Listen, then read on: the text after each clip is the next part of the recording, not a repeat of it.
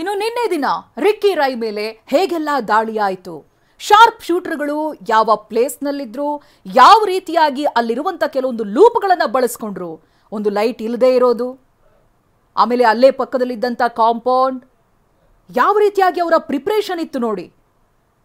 ಅಲ್ಲೇ ಇರುವಂಥ ಸ್ವಲ್ಪ ಡಿಸ್ಟೆನ್ಸ್ನಿಂದಲೇ ಶೂಟ್ ಮಾಡಿದ್ದಾರೆ. ಘಟನೆ ನಡೆದಿರುವಂಥ ಸ್ಥಳದ ದೃಶ್ಯಗಳನ್ನು ಗಮನಿಸ್ತಾ ಇದ್ದೀರಿ ನೀವು. ಇದಾಗಲೇ ಸ್ಥಳ ಮಹಾಜರು ಎಲ್ಲವೂ ಕೂಡ ಮುಗಿದಿದೆ. FSL ಟೀಮ್ ಕೂಡ ಬಂದಿದೆ, ಅಲ್ಲಿರುವಂಥ ಸ್ಯಾಂಪಲ್ಸ್ಗಳನ್ನು ಕಲೆಕ್ಟ್ ಮಾಡಿದೆ. ಅದು ಕಾರ್ಟ್ರೇಜ್ಗಳಾಗಿರ್ಬೋದು, ಇವೆಲ್ಲವನ್ನ ಕೂಡ ಕಲೆಕ್ಟ್ ಮಾಡಿದೆ FSL ಟೀಮ್. ಇನ್ನು ನಮ್ಮ ಪ್ರತಿನಿಧಿ ಪ್ರಶಾಂತ್ ಇಲ್ಲಿಂದ ಒಂದು ಪ್ರತ್ಯಕ್ಷ ವರದಿ ಕೊಟ್ಟಿದ್ದಾರೆ, ಬನ್ನಿ ನೋಡೋಣ. ಇವರ ಮೇಲಿನ ನಡೆದಿರುವಂತಹ ಒಂದು ಶೂಟೌಟ್ ಪ್ರಕರಣ ಸಾಕಷ್ಟು ಬೇರೆ ಬೇರೆ ರೀತಿಯ ಆಯಾಮಗಳನ್ನ ಕೂಡ ಪಡ್ಕೊಳ್ತಾ ಇದೆ. ತಡರಾತ್ರಿ ಈ ಒಂದು ಇನ್ಸಿಡೆಂಟ್ ನಡೆದಿರುವಂಥದ್ದು. ನಾ ಸ್ಥಳದಲ್ಲಿದ್ದೀನಿ. ಈ ಒಂದು ಕಾರ್ ಏನು ಕಾಣ್ತಾ ಇದೆ, ಈ ಒಂದು ಕಾರಿನ ಮೇಲೆ ಕೂಡ ಮಧ್ಯರಾತ್ರಿ 12:30 ಸುಮಾರಿಗೆ ನಡೆದಿರುವಂಥದ್ದು ದೃಶ್ಯದಲ್ಲಿ ಕೂಡ ಕಾಣಿಸ್ತಾ ಇದೆ. ಒಂದು ಬಲಭಾಗದ ಡೋರ್ ಸಂಪೂರ್ಣವಾಗಿ ಡ್ಯಾಮೇಜ್ ಆಗಿರೋದು, ಓಲ್ ಕೂಡ ಆಗಿದೆ. ಈ ಒಂದು ಕಾರ್ ಮೂಲಕವಾಗಿ ಅವರ ಬಿಡದಿಯ ನಿವಾಸದಿಂದ ಬೆಂಗಳೂರಿಗೆ ತೆರಳುತ್ತಿದ್ದಂಥ ಸಂದರ್ಭದಲ್ಲಿ ಪಕ್ಕಾ ಶಾರ್ಪ್ ಶೂಟರ್ ಈ ಒಂದು ಚಲಿಸ್ತಿದ್ದಂಥ ಕಾರ್ ಮೇಲೆ ಅಟ್ಯಾಕ್ ಅನ್ನ ಮಾಡಿದ್ದಾರೆ. ಆ ಒಂದು ಬುಲೆಟ್ ಡೋರ್ ಅನ್ನು ಕೂಡ ಸೀಳ್ಕೊಂಡು ಒಳಭಾಗದಲ್ಲಿದ್ದಂಥ ಸೀಟು ಕೂಡ ಸೀಳ್ಕೊಂಡು ಅವರಿಗೆ ತಗುಲಿರುವಂಥದ್ದು. ಹೀಗಾಗಿ ಅವರು ಗಂಭೀರವಾಗಿ ಗಾಯಗೊಂಡಿದ್ದಾರೆ. ಮೂಗು ಮತ್ತು ಕೈನ ಭಾಗ ಕೂಡ ಗಂಭೀರವಾಗಿ ಗಾಯ ಆಗಿದೆ. ಈಗಾಗಲೇ ಬೆಂಗಳೂರಿನ ಖಾಸಗಿ ಆಸ್ಪತ್ರೆಯಲ್ಲಿ ಚಿಕಿತ್ಸೆ ಕೊಡ್ತಾ ಇದೆ. ಮತ್ತೊಂದು ಕಡೆ ಪಕ್ಕಾ ಪ್ರೀ ಪ್ಲಾನ್ ಅನ್ನ ಮಾಡಿಕೊಂಡು ಈ ಒಂದು ಅಟ್ಯಾಕ್ ಅನ್ನ ಮಾಡ್ತಿರುವಂತದ್ದು. ಶಾರ್ಪ್ ಶೂಟರ್ ಕೂಡ ಈ ಒಂದು ಅಟ್ಯಾಕ್ ಮಾಡಿ, ಯಾಕಂದ್ರೆ ಸಾಮಾನ್ಯವಾಗಿ ಈ ರೀತಿ ಚಲಿಸ್ತಿರುವಂತಹ ಕಾರಿನ ಮೇಲೆ ಅಟ್ಯಾಕ್ ಅಂದ್ರೆ ಶೂಟ್ ಮಾಡೋದಕ್ಕೆ ಸಾಧ್ಯ ಆಗೋದಿಲ್ಲ. ಇಲ್ಲಿ ಇನ್ಸಿಡೆಂಟ್ ಈ ಒಂದು ಏನ್ ಕಾಣಿಸ್ತಾ ಇದೆ, ಈ ಒಂದು ಸ್ಥಳ ಪಕ್ಕದಲ್ಲಿ ಲೇಔಟ್ ಇದೆ.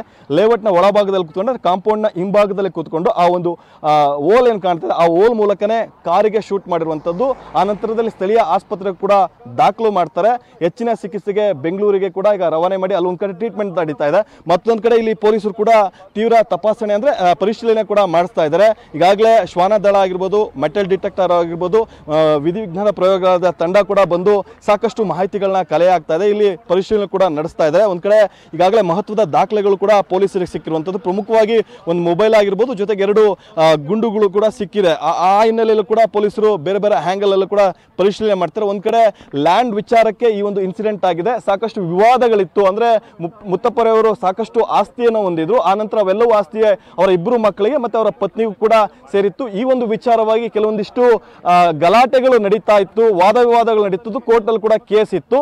ಇದೇ ವಿಚಾರಕ್ಕೆ ಕೆಲವೊಂದು ಅಟ್ಯಾಕ್ ಆಗಿದೆ ಅನ್ನುವಂತ ನಿಟ್ಟಿನಲ್ಲಿ ಕಾರಿನ ಚಾಲಕ ಬಸವರಾಜ್ ಏನಿದ್ದಾರೆ ಅವರು ಬಿಡದಿ ಠಾಣೆಯಲ್ಲಿ ಕೂಡ ದೂರನ್ನ ಕೊಟ್ಟಿದ್ದಾರೆ. ಪ್ರಮುಖವಾಗಿ ರಿಕ್ಕಿ ರೈ ಅವರ ಮೊದಲ ಪತ್ನಿ ಅನ್ಪೂರ್ಣ ಮತ್ತೆ ರಾಕೇಶ್ ಮಲ್ಲಿ ಅಂತ ಅವರ ಹಲವು ವರ್ಷಗಳಿಂದ ಕೂಡ ಪಾರ್ಟ್ನರ್ ಆಗಿದ್ರು. ಅವ್ರ ಜೊತೆಗೆ ಇನ್ನೊಬ್ರು ಅಂದ್ರೆ ನಿತೇಶ್ ಎಸ್ಟೇಟ್ ಅಂತ ಅವರು ಒಬ್ರು ರಿಯಲ್ ಎಸ್ಟೇಟ್ ಅವರ ಒಂದು ಕಂಪನಿ ಮೇಲೂ ಕೂಡ ದೂರನ್ನ ಕೊಟ್ಟಿದ್ದಾರೆ. ಕಾರಿನ ಒಳಭಾಗದ ದೃಶ್ಯ ಕೂಡ ತೋರಿಸ್ತಿದ್ದೀನಿ. ಪ್ರಮುಖವಾಗಿ ಇಲ್ಲಿ ನೋಡಬಹುದು ಅವಿನಾಶ್, ಇಲ್ಲಿಗೆ ತಗುಲಿದಂತಹ ಗುಂಡು ಇದನ್ನ ಸೀಳ್ಕೊಂಡು ಈ ಒಂದು ಸೀಟಿಗೆ ಹೋಗುತ್ತಾಗುತ್ತೆ.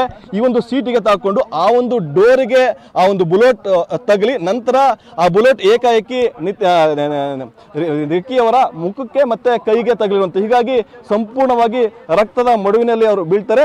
ತಕ್ಷಣ ಬಿಡದಿಯಲ್ಲಿರುವಂತಹ ಒಂದು ಸ್ಥಳೀಯ ಆಸ್ಪತ್ರೆಗೆ ಕೂಡ ದಾಖಲು ಮಾಡಿ ಹೆಚ್ಚಿನ ಚಿಕಿತ್ಸೆಗೆ ಬೆಂಗಳೂರಿಗೆ ಕೂಡ ಕರ್ಕೊಂಡು ಹೋಗುವಂತದ್ದು. ಈ ಒಂದು ಕಾರಿನಲ್ಲೇ ಪ್ರತಿನಿತ್ಯ ರಿಕ್ಕಿ ಅವರು ಕಾರನ್ನ ಚಾಲನೆ ಮಾಡ್ತಿರ್ತಾರೆ. ಈ ಎಲ್ಲ ಆಂಗಲ್ಗಳಲ್ಲೂ ಕೂಡ ಪೊಲೀಸರು ತನಿಖೆ ಮಾಡ್ತಾ ಇದ್ದಾರೆ. ಸ್ಥಳದಲ್ಲಿ ಈಗ ಸಾಕಷ್ಟು ಬಿಡದಿ ಪೊಲೀಸರು ಬೀಡು ಬಿಟ್ಟಿದ್ದಾರೆ. ಹಿರಿಯ ಅಧಿಕಾರಿಗಳೆಲ್ಲರೂ ಕೂಡ ಈಗಾಗಲೇ ಬಂದು ಪರಿಶೀಲನೆ ಮಾಡ್ತಾ ಇದ್ದಾರೆ.